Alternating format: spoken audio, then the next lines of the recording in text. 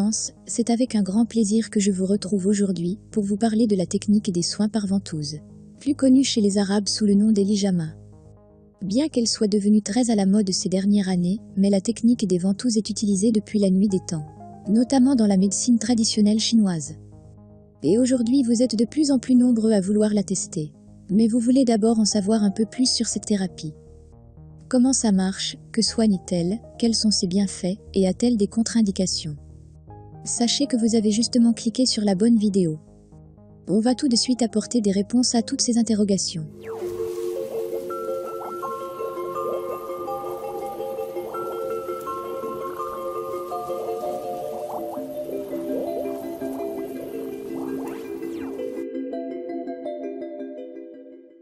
Les premiers usages remontent à l'Égypte ancienne, moins 1550 avant Jésus-Christ.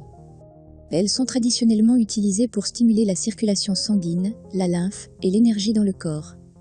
Avant l'arrivée du plastique et du verre, les cornes d'animaux et les bambous ont été les premières ventouses. Jusqu'il y a encore une dizaine d'années, cette technique était principalement pratiquée en Asie.